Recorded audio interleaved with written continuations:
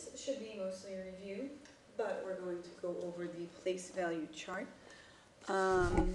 It's going to go up to the 100 billions and as precise as the millionths place in our chart.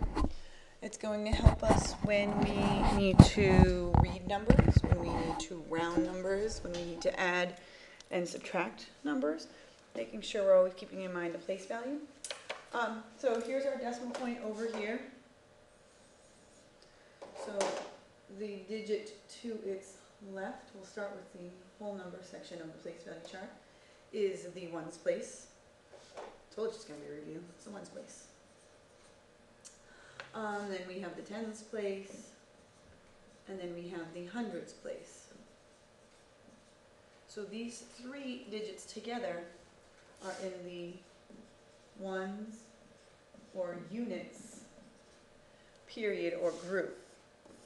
So we keep in mind what group or period we're in, because when we're reading it, if we're over in a larger number, it's going to be a certain amount of thousand. We're also going to need commas between our groups and periods for accuracy and that sort of thing. So once we move beyond the hundreds, we get into the thousands place. You can turn your paper sideways to fill in the information. And then we have the 10,000s place. And we have the 100,000s place.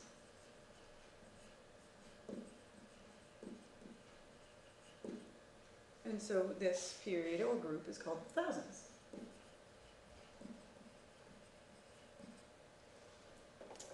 The next group is the millions. So a lot of people, not a lot, but some people get confused with millions versus billions. So if you think about the lottery typically goes into the millions. But if you think of like Bill Gates, he's so rich that he's got billions. So billions. That's a little memory trick I try to use. Because millions is the one that's right after the thousands. So if I have 1,000 thousands, I have a million. So we've got the millions place here, and then the 10 millions, and then the 100 millions. And again, if it's even more than that, then we're going into the Bill Gates billions. So we've got the billions place, the 10 billions place, and the 100 billions place.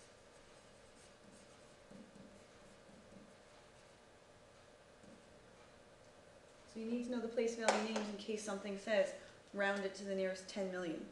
Round it to the nearest 1,000, round it to the nearest 10, that sort of thing. You need to know your place value. But also when you're reading a number, you need to know what word goes with the number that's in that section. And now when we go to the decimal place, it's like the same as going to the left as far as the numbers, except there's no ones. So it starts with tenths. So over here, this would be in the tenths place. After the tenths place, we go to the hundredths place. After the hundredths place, we end up in the thousandths place. And after the thousandths place, we do not jump to the millionths place. A lot of people want to do that. So I extended this chart out from what we used to do. After the thousandths is the 10 hyphen thousandths place. And you notice these places are the same words as on the other side, but with a TH at the end, which means we have the whole word hundred and then THS. We have the whole word thousand and then a THS. But we do need a hyphen between the 10 and the thousandths, 10 thousandths place, to make sure we know that's the place of it. That we're not talking about the whole number. We're not talking about a 10 that ends in the thousandths place. So we have to hyphenate that to keep them together. Over here we have 100 hyphen thousandths place. I totally spelled that wrong. So focused on the spelling at the end of the word thousandths. Messed up the spelling on the beginning. So here we have the 100,000ths place, and then after that, then we can get to the millionths place.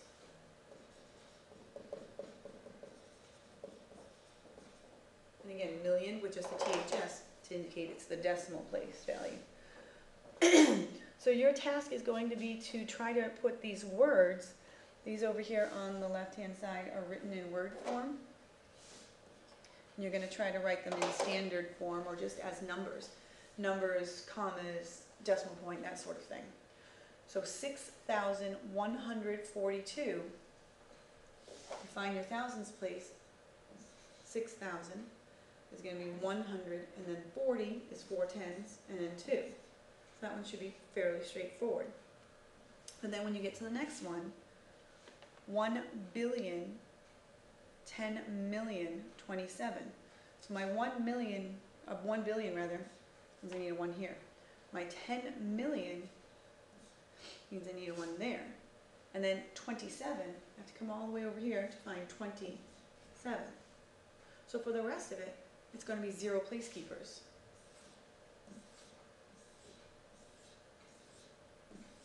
To get me to have the numbers fit or fill in at the right spot, we're going to put commas in between those groups. So I have my 1 billion, so when I try to read it back, 1, that comma lets me say billion. 10, that comma reminds me to say million. I don't say anything for the thousands. And then 27, and I don't have to say anything for the units or the ones group. As opposed to when I'm dealing with decimal. If I want 6 in the thousands place, I'm going to go to the thousands place, put a 6 there, and I don't have anything else, which means I want my decimal point and 0 place keepers to get me over to the thousands place. I also like to see that 0 in the front there to make sure that we know it's a decimal number. It makes it a little more clear when you have that 0 in front. So you're going to try out the rest of the problems on this page. Don't forget your 0 place keepers, don't forget your commas, and also don't forget your decimal point if you have decimal values.